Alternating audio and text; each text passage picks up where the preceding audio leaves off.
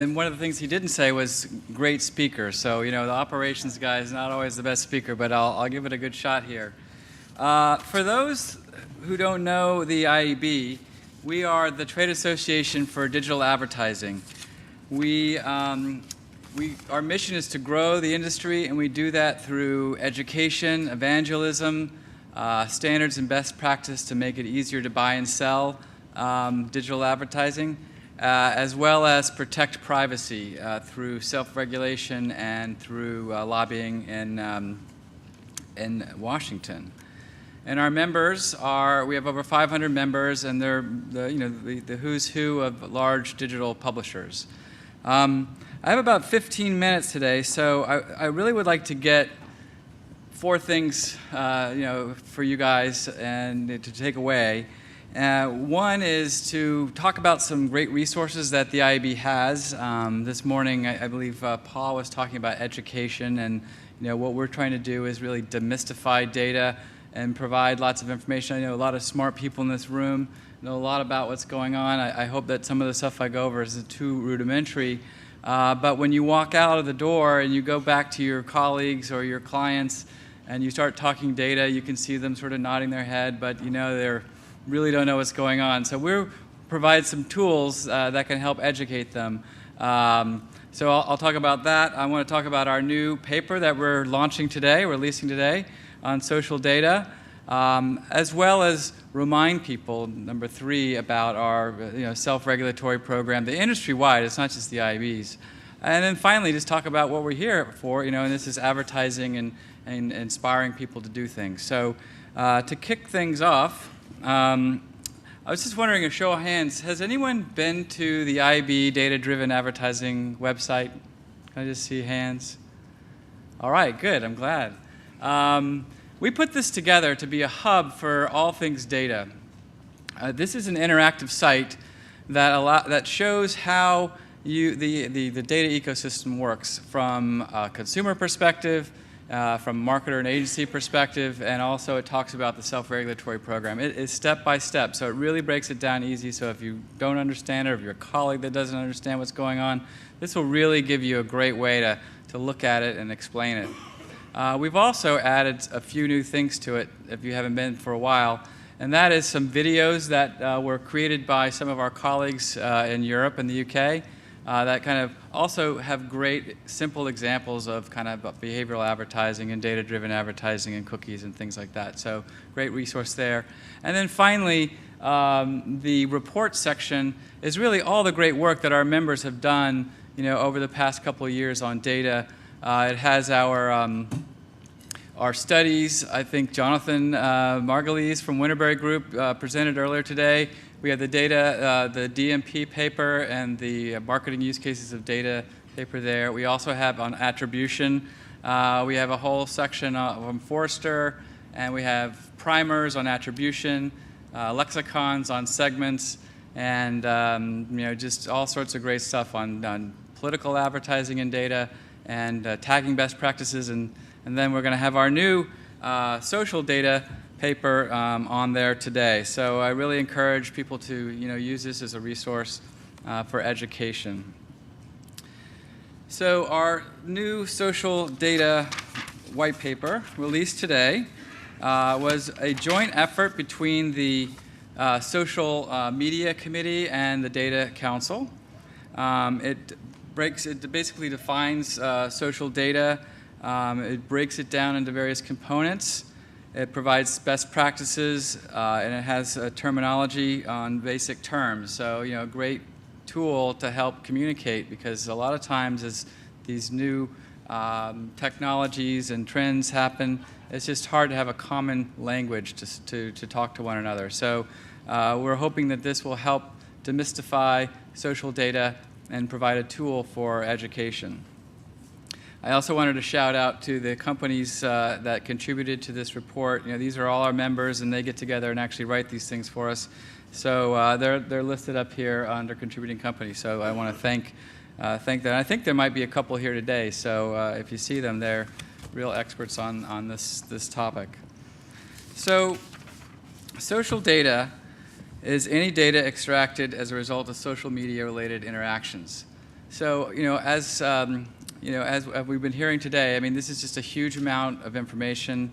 There's all sorts of exciting new things as far as posts and blogs and tweets, and I've got my my fuel band, so I'm going to figure out how many fuel points this presentation takes and then post that.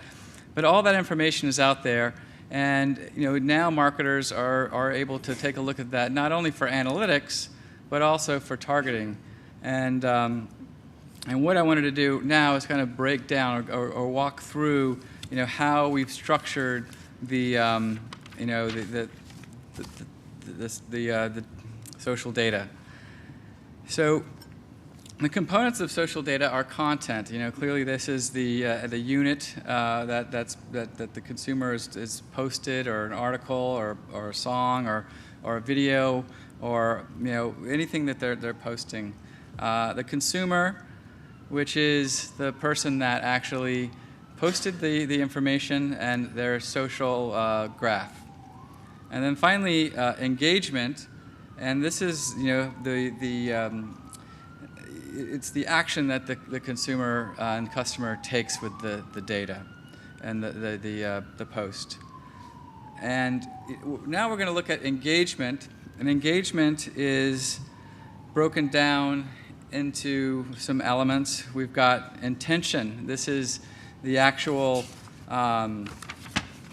development of the post or the video or whatever's the action that's being taken. Consumption, this is more passive. This is where you're actually consuming. It's more of a traditional way of looking things, like page view or time spent.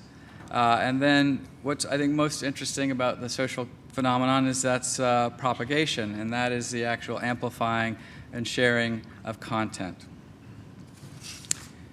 And with propagation, we have medium, and this is the platform or the actual sharing capability. We have sentiment, and we talked about sentiment earlier today. I think I've heard it a few times, and that is positive, neutral, kind of the feeling on what on the content or the post. And then finally, amplification, and this is sort of sharing and spreading the information around. And so finally, on amplification, we've got frequency, which is the amount of time it's been shared. Resonance, that's like how long people are consuming it or looking at it. Capacity, and that is the number of connections in the social graph. And then finally, density, and this is like the connection of people within the social graph. Is it dense, where people are all connected together, or is it not so dense? And what's interesting is the ones that are not so dense is much better at amplifying your message to a larger group. So that's basically what the paper goes over in detail as far as breaking down the framework, giving you some terms that you can use. Now I'd like to turn to best practices. And here, the group came up with a few that probably a lot of common sense. I think we've heard a lot of these today, but I'm going to go through them again. And that is, define metrics that matter up front. What are you trying to achieve here? Are you trying to get revenue, get brand lift, get visibility? Make sure that you've got that up front. That simple measurements are not always the best. So, it's not just the number of friends. I mean, when we talked about density, you might have a lot of people, fans, but if they all know each other, then you're not going to get the kind of amplification that you would get if you had a less dense. So you got to make sure that you understand, what it is that you're trying to do, not just like the number of likes.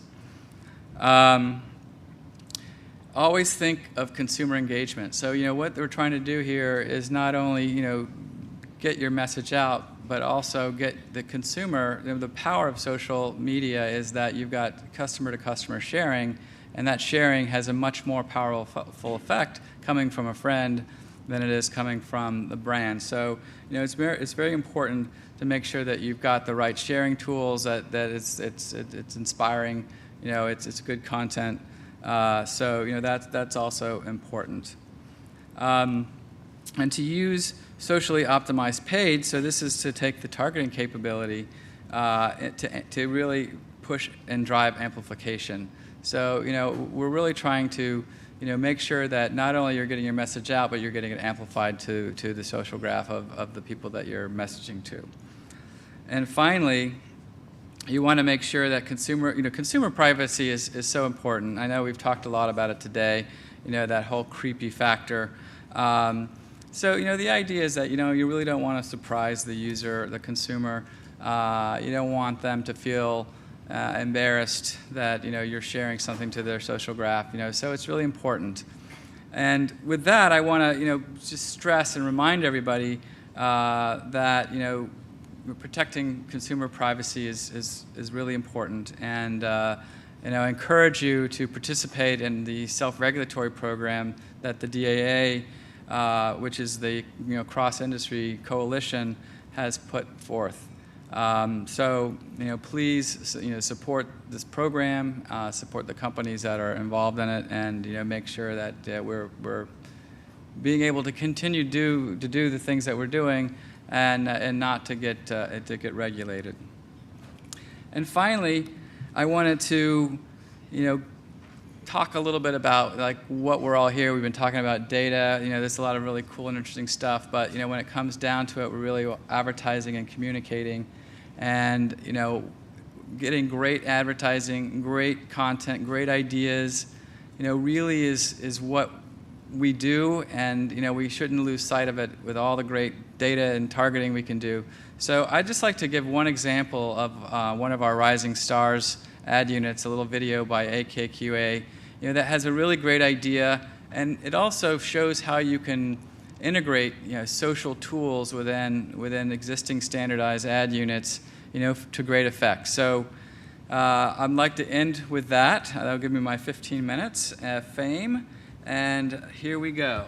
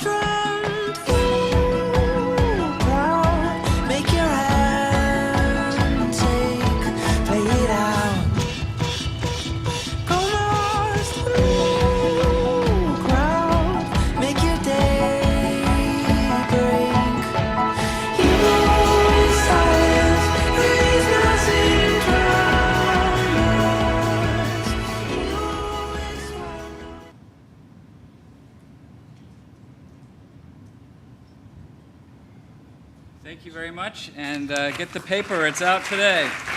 Thank you, Patrick. Thanks very much.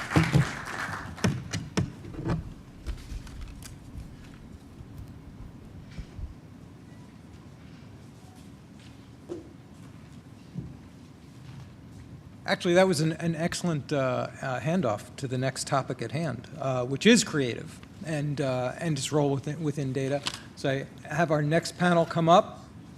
You know, this morning we discussed the how data-driven marketing helps construct that one true view of the customer, and that intersection between data and creativity, I think, is going to be increasingly fascinating.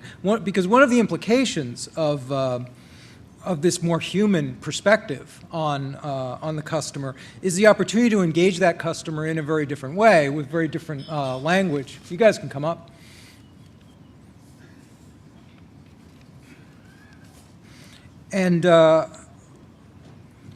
And to engage them in much more precise ways at various touch points with creative that's contoured to those touch points. We've heard a lot today about how much data really drives towards personalization.